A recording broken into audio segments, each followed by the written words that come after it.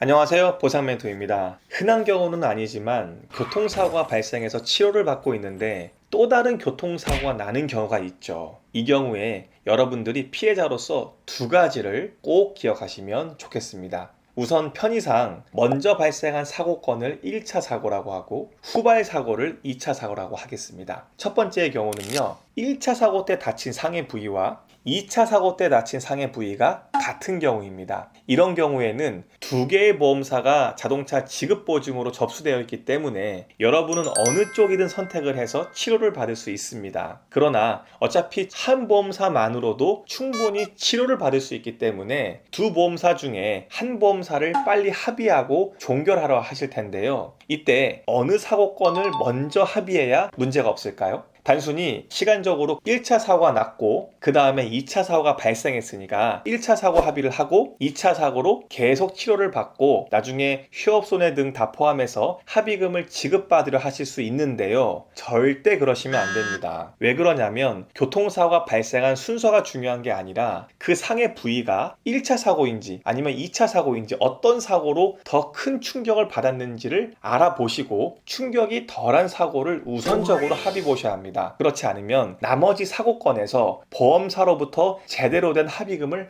못 받게 될 수 있거든요. 저희 의뢰인 얘기를 잠시 해드리면 이분이 비교적 젊은 나이에 건강한 몸이었는데 1차 교통사고가 꽤 크게 났습니다. 차량도 많이 파손되고 차량 견적도 꽤 많이 나오는 사고였죠. 어디 부러진 곳은 없었지만 그 교통사고 충격 당시 목에 매우 큰 충격이 와서 경추부에 추간판 탈출증이 발생을 했습니다. 당시 신경병증도 상당히 잔존돼서 신경주사도 몇 차례 맞은 상태였고요. 그렇게 입원 치료를 하고 매일같이 꾸준히 통원 치료를 받던 중에 어느 날 2차 교통사고가 발생했습니다. 그런데 다친 부위는 공교롭게도 동일 부위에 또다시 충격을 받아서 심해진 것이죠. 그런데 2차 사고는 1차 사고에 비해서 간단한 접촉사고 정도였습니다. 그러니까 이분은 치료는 1차 사고든 2차 사고든 계속 받을 수 있으니까 어디 한 군데를 합의해서 종결해도 된다고 생각해서 당연히 시간 순서적으로 1차 사고를 아주 경상보험금으로 낮은 수준으로 받고 합의를 했습니다. 그런데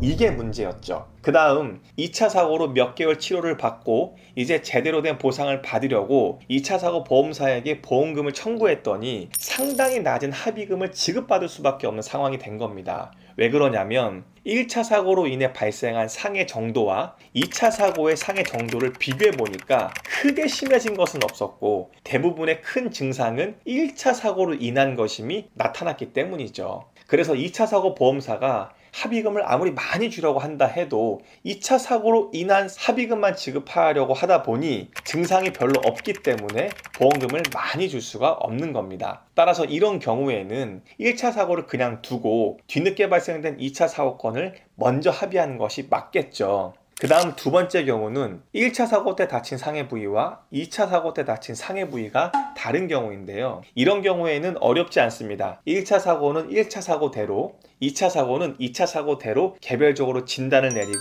치료를 받으시면 됩니다. 물론 개별적으로 합의금을 다 지급받을 수도 있고요.